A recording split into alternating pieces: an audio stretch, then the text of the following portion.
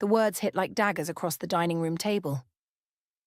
What a waste of potential, Laurel said, not even bothering to lower her voice. All that education, that big house, and no children to fill it. I'm Violet, and at 35, I've learned to steel myself against my family's judgment. But something about today felt different.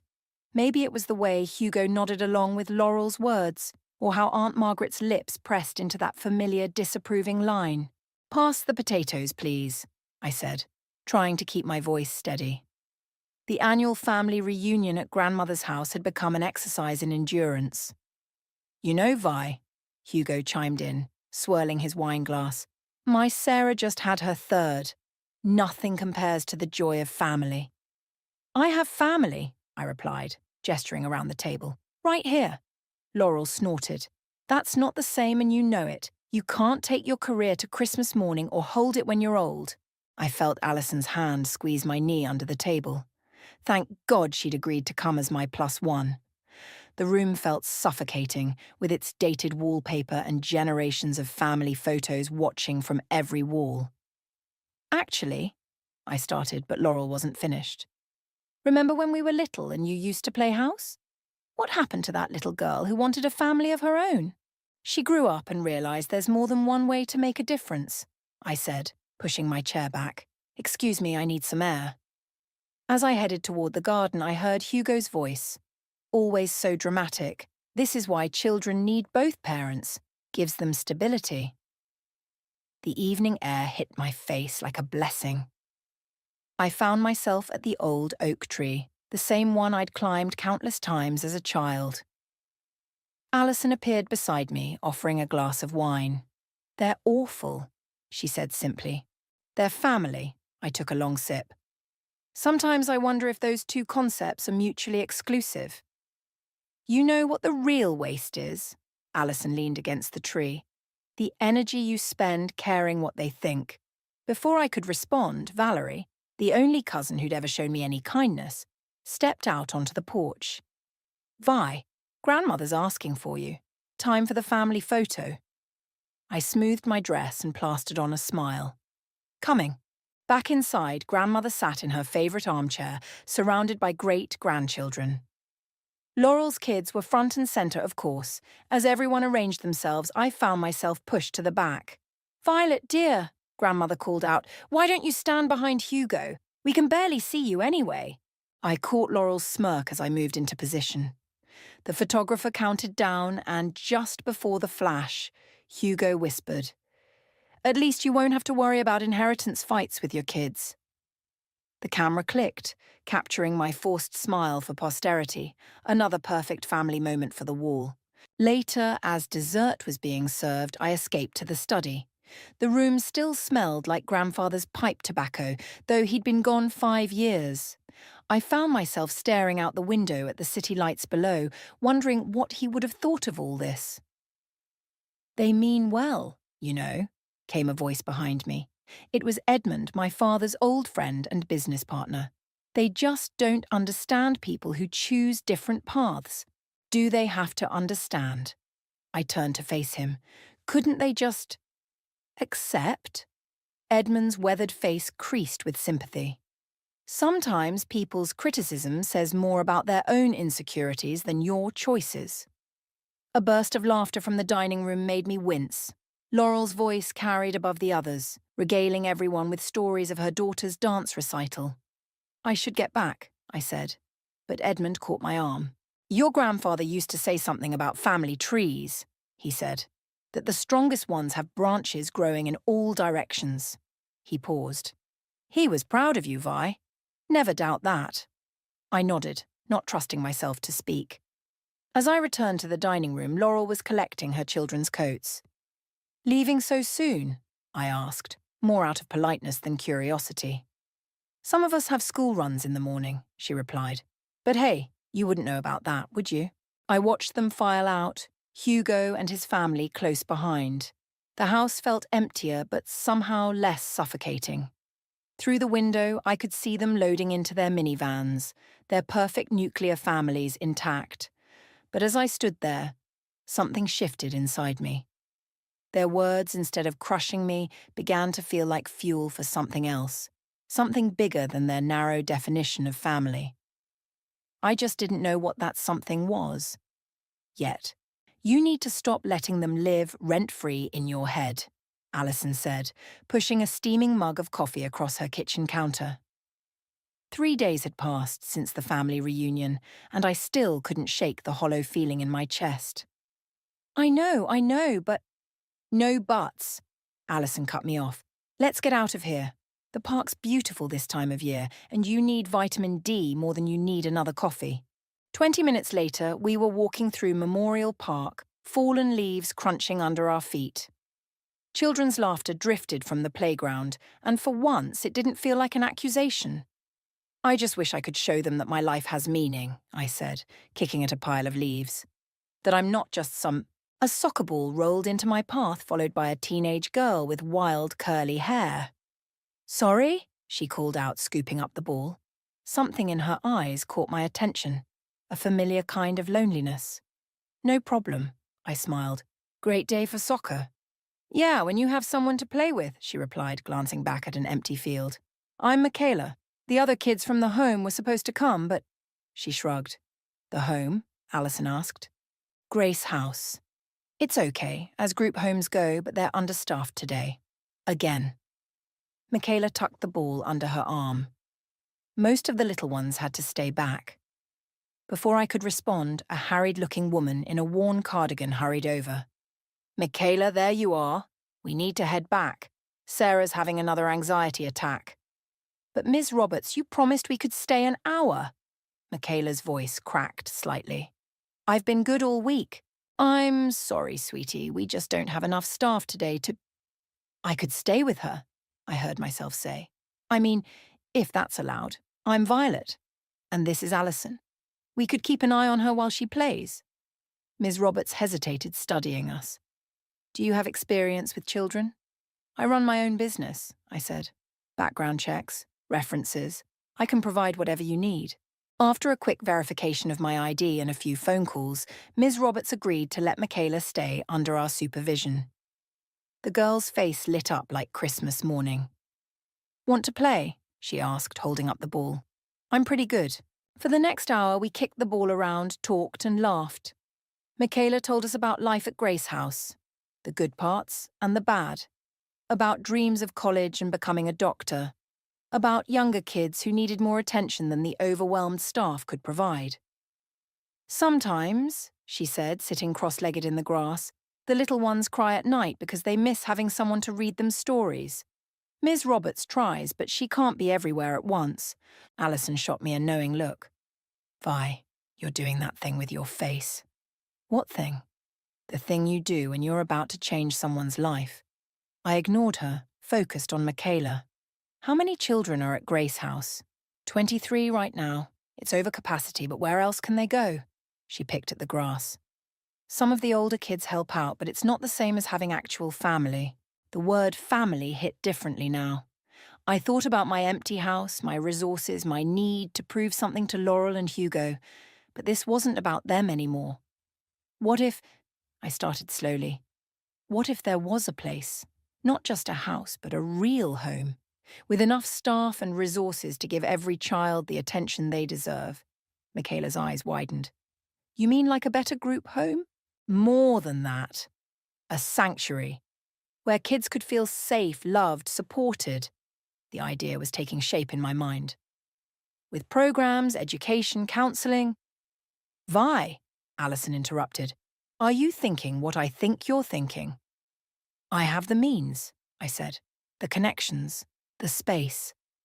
My voice grew stronger with each word. Edmund's been telling me to diversify my investments. What better investment than this? Michaela looked between us, hope and skepticism warring on her face.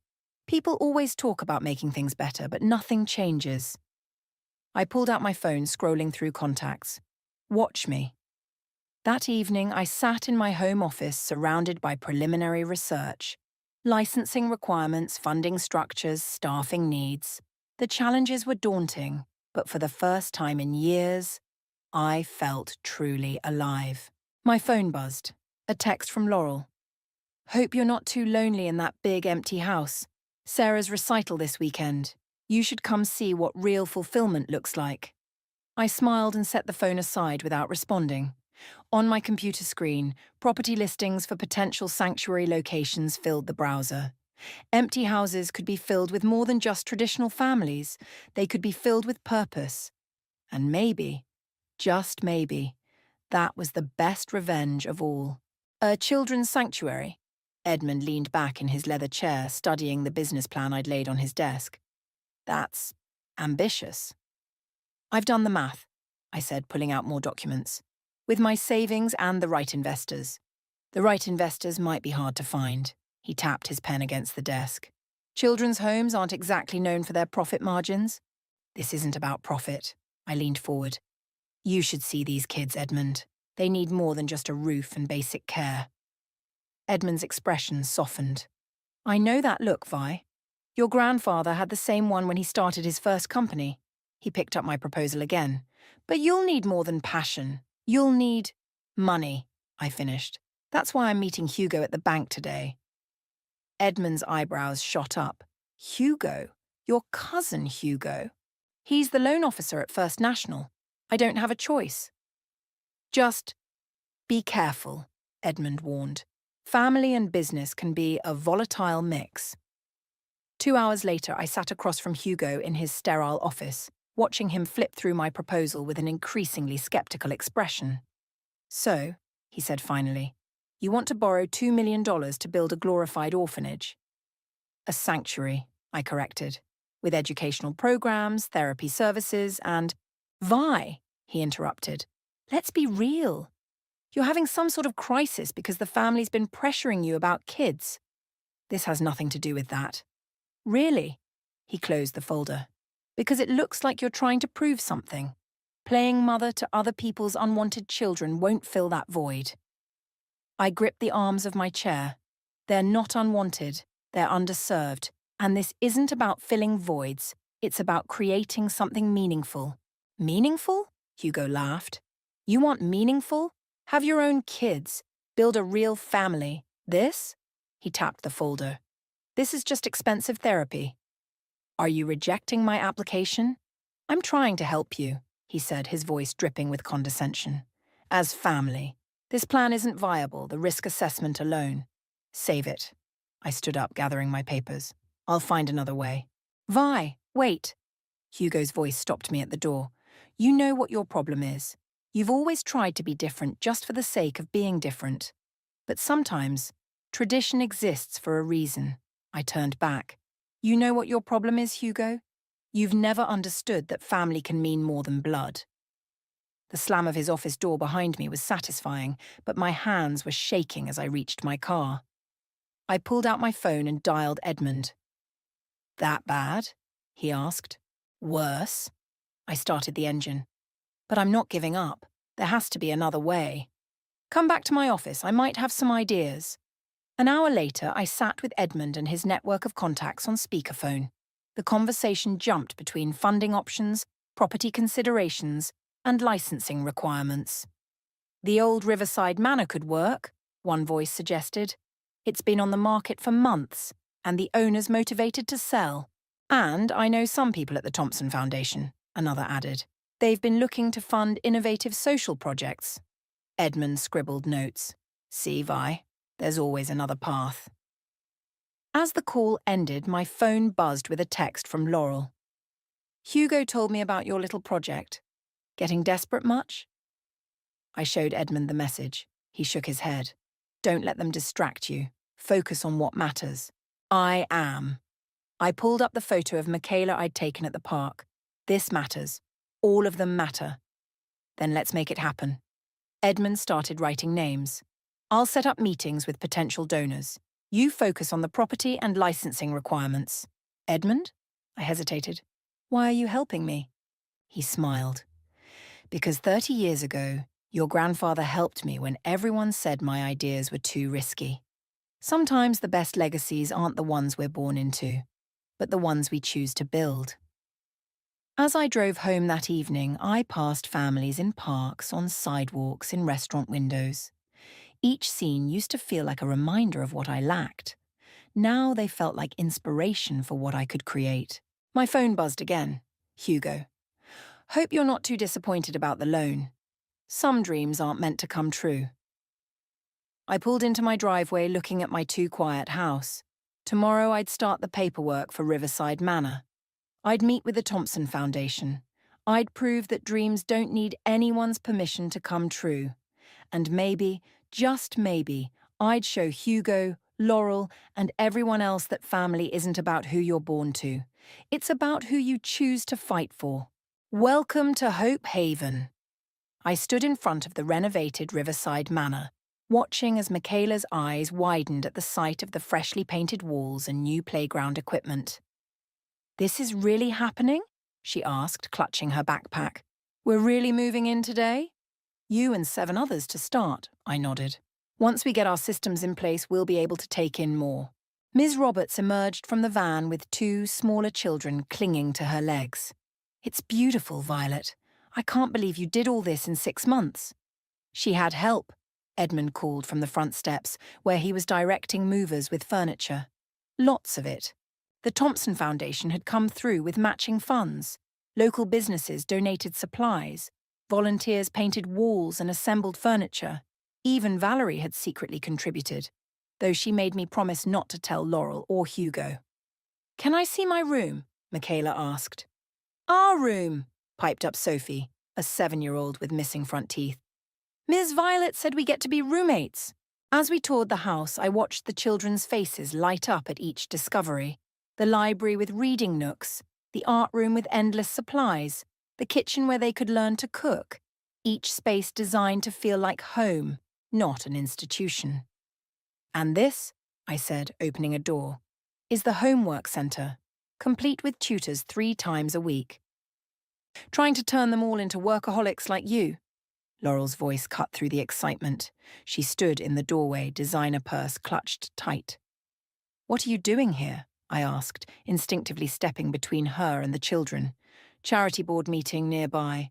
Thought I'd see this project for myself. Her eyes swept the room dismissively. Quite a lot of money to spend on other people's problems. Before I could respond, Michaela stepped forward.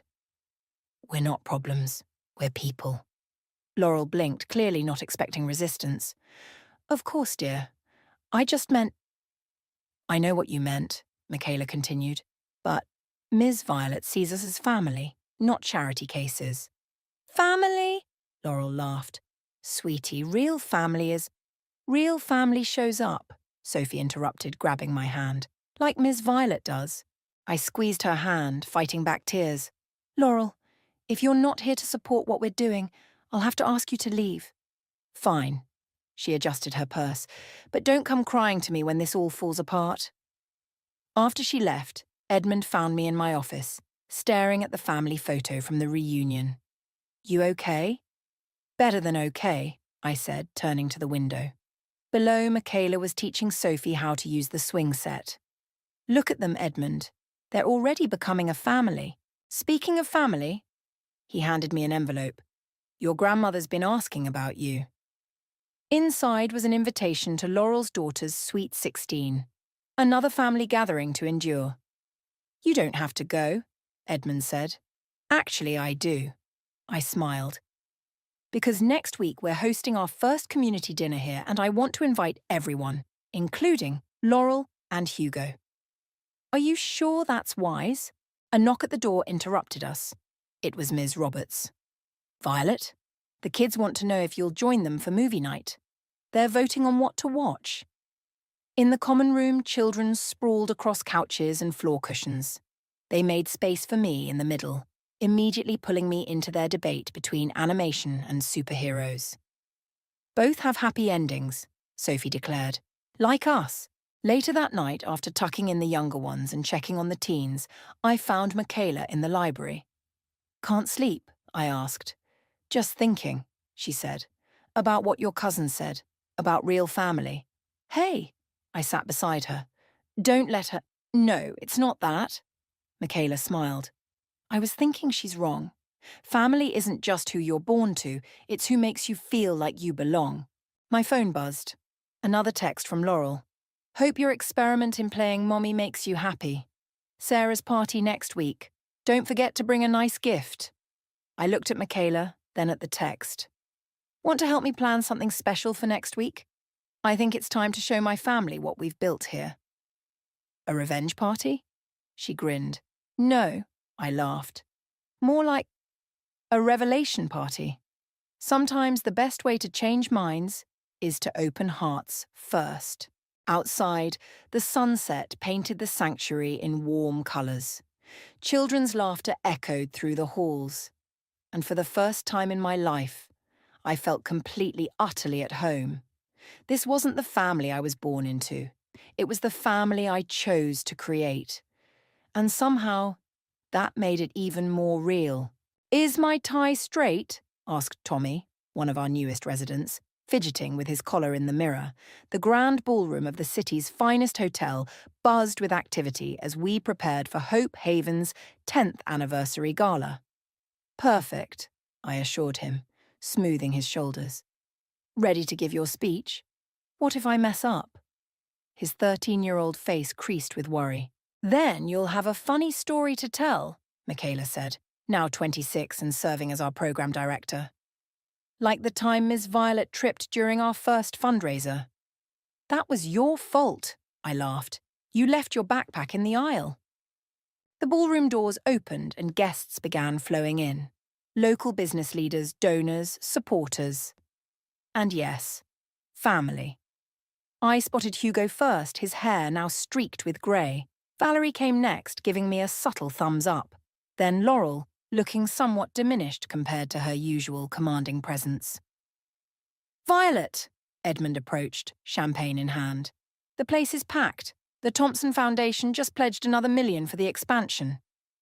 Before I could respond, Tommy tugged my sleeve. Ms. Violet, they're ready for the speeches.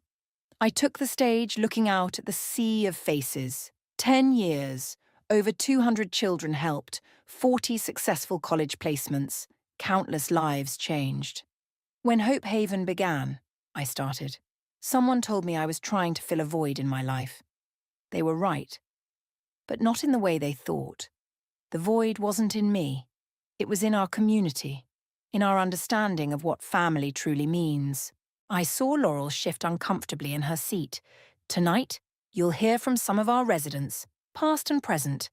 They'll tell you their stories better than I ever could. But first, a commotion at the back of the room interrupted me. Laurel had stood abruptly, her chair scraping loudly. Her face was streaked with tears as she rushed toward the exit. Continue with the program, I whispered to Michaela, then followed Laurel. I found her in the hotel's garden, mascara running, clutching her phone. Laurel! Don't, she said. Just don't be nice to me right now. I don't deserve it. What's wrong? She laughed bitterly, holding up her phone. Everything. My perfect children? They've emptied their trust funds, gambling, bad investments, parties. It's all gone. And now they're asking for more. I'm sorry, I said, meaning it. You know what's worse? She wiped her eyes.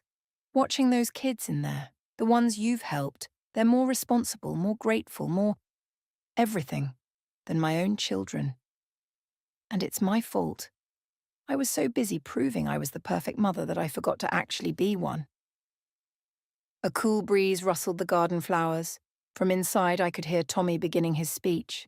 I need your help, Vi, Laurel whispered. Not money. I need to understand how you did it, how you created real family bonds with children who aren't even yours. They are mine, I corrected gently, not by blood but by choice. Every day we choose each other. Will you teach me? Her voice cracked. Help me fix my family. I studied her face, searching for any trace of the old condescension. Instead, I saw only desperation and genuine remorse. Come to the sanctuary next week, I said finally. See how we operate. But Laurel? It won't be easy. Real change never is. I know. She straightened her shoulders. I've spent 10 years judging your choices. Maybe it's time I learned from them instead. Inside, applause erupted. Through the windows, I could see Tommy beaming as Michaela hugged him. We should go back in, I said. They're about to show the video of our first year. Vi, Laurel caught my arm. I know it's too late, but I'm sorry. For everything I said, everything I did. It's never too late for family, I replied. Even the complicated ones. As we returned to the ballroom, Hugo approached, looking uncomfortable.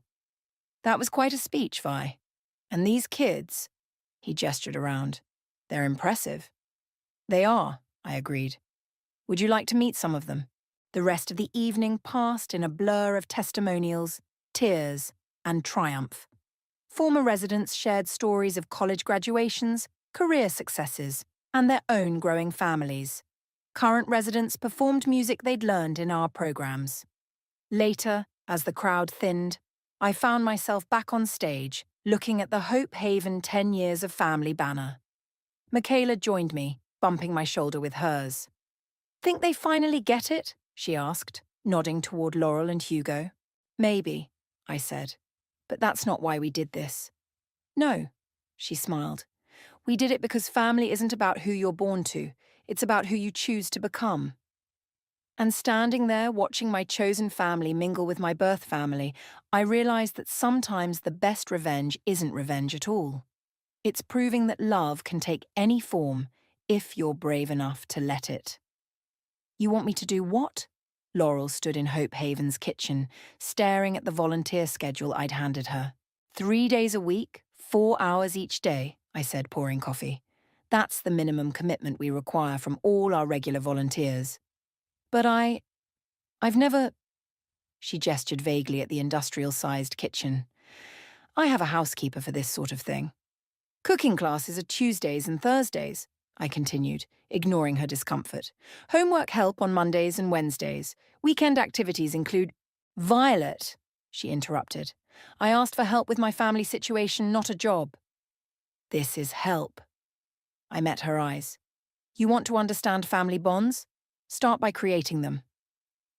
The kitchen door swung open as Sophie, now 17, burst in with a group of younger kids. Ms. Violet! We need more pancake mix for breakfast club tomorrow and... Oh! She stopped short at the sight of Laurel. Sophie, you remember my cousin Laurel? I said. She's going to be volunteering with us. Really? Sophie raised an eyebrow, looking exactly like the skeptical 7-year-old I'd first met. Does she know how to make pancakes? Laurel smoothed her designer blouse. I can learn. Perfect, Sophie grinned. You can start by helping us inventory the pantry, unless that's too much manual labor for those nails. I bit back a smile as Laurel examined her fresh manicure. I suppose I could... help. Great! Sophie tossed her an apron. Kids, show Ms. Laurel where everything goes. The younger children swarmed Laurel, pulling her toward the pantry. The look of sheer panic on her face was almost worth 10 years of snide comments. Play nice, I whispered to Sophie as she passed. Always do, she winked, but a little calmer never hurt anyone. Later that afternoon, I found Laurel in my office looking exhausted. Her perfectly styled hair had come loose and there was a smudge of flour on her cheek. Ready to quit? I asked. No, she said, surprising me. But I need to understand something. Those kids in there, they've been through hell. Abandonment, abuse, neglect, yet they're so...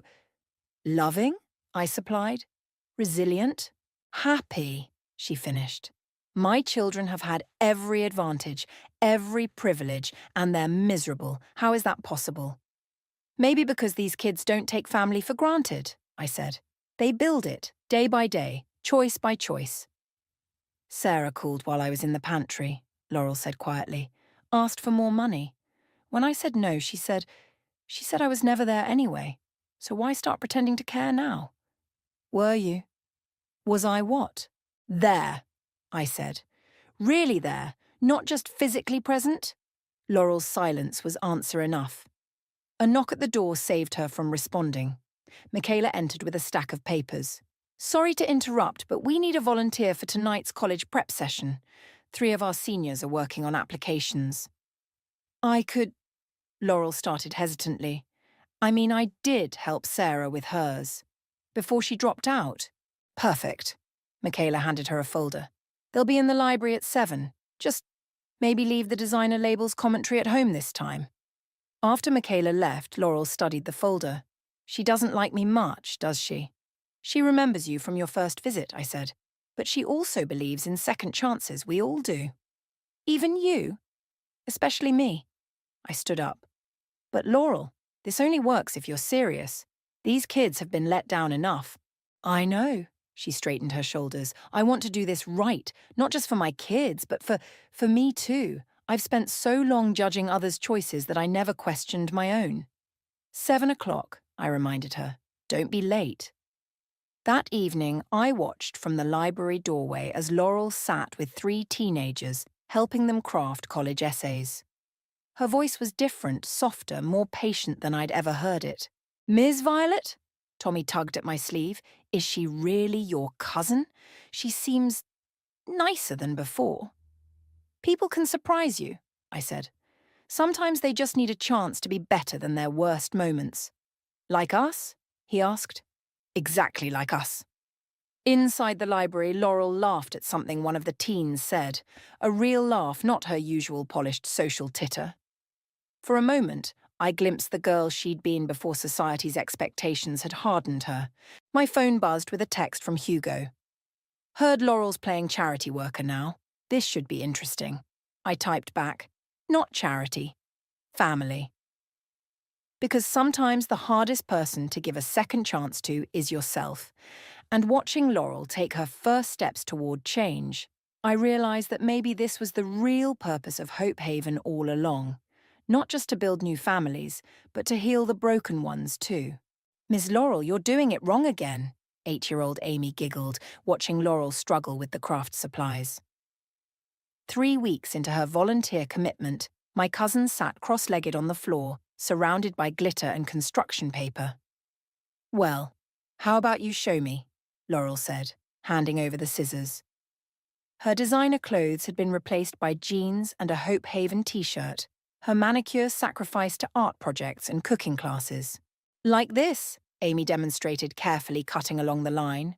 We're making cards for the new kids coming tomorrow. They're always scared at first, so we want them to feel welcome. Were you scared? Laurel asked softly. Terrified, Amy admitted. But then Ms. Violet read me a story and Sophie showed me where to find the best snacks, and Michaela helped me decorate my room. Now it feels like home. I watched Laurel absorb this, seeing the moment it clicked. She reached for another piece of paper, this time cutting with more purpose. Can I tell you a secret? She asked Amy. I was scared coming here too. Really? Why? Because, Laurel glanced up, catching my eye in the doorway. Because I wasn't very nice to Miss Violet before. I was afraid everyone here would hate me. That's silly, Amy declared. Miss Violet says everybody deserves a chance to be better. Before Laurel could respond, Michaela burst into the room. Emergency family meeting! Living room now! We gathered in the main living room, where a tearful Sophie stood clutching her phone. What's wrong? I asked. I got in, Sophie whispered. Full scholarship to medical school. I actually got in. The room erupted in cheers. Kids rushed to hug her, staff members wiped away tears, and Laurel. Laurel stood back, watching it all with an expression I couldn't quite read. Later, during the impromptu celebration dinner, she pulled me aside. I keep thinking about Sarah, she said. She had every opportunity, every advantage. But Sophie, she had nothing. And look at her now. She had everything that mattered, I corrected. Support. Love. People who believed in her. I failed my children, didn't I? Laurel's voice cracked. No, Michaela interrupted, joining us. You just lost your way. But you're here now, trying to find it again. That counts for something. Does it? Laurel asked. After everything I said about this place, about Violet? You know what we learn here? Michaela gestured around the room. That family isn't about being perfect. It's about being present, even when it's hard, especially when it's hard. A commotion by the door drew our attention. Hugo stood there looking uncomfortable in his business suit. I heard about Sarah, he said to Laurel. Thought I'd find you here. Hugo? Laurel started. Save it, he cut her off. Have you lost your mind? Spending your days playing with orphans while your own daughter— They're not orphans, Amy piped up, stepping forward. They're my family. And Ms. Laurel is helping us, which is more than you're doing. Hugo blinked, clearly not used to being challenged by 8-year-olds. She's right, Laurel said quietly. I'm learning more about being a mother here than I ever did at country club lunches or society parties. By making craft projects? Hugo scoffed. By listening, Laurel shot back. By showing up. By understanding that love isn't about what you give, it's about how you give it. Sophie stepped forward, medical school acceptance letter in hand. Mr. Hugo, remember when you told Ms. Violet that her dream wasn't viable, that she was wasting her potential? Hugo shifted uncomfortably. That was business, not— I'm going to be a doctor, Sophie interrupted. Because of this place. Because Ms. Violet saw potential in me when everyone else saw a throwaway kid. So maybe you should think about what viable really means. The room fell silent.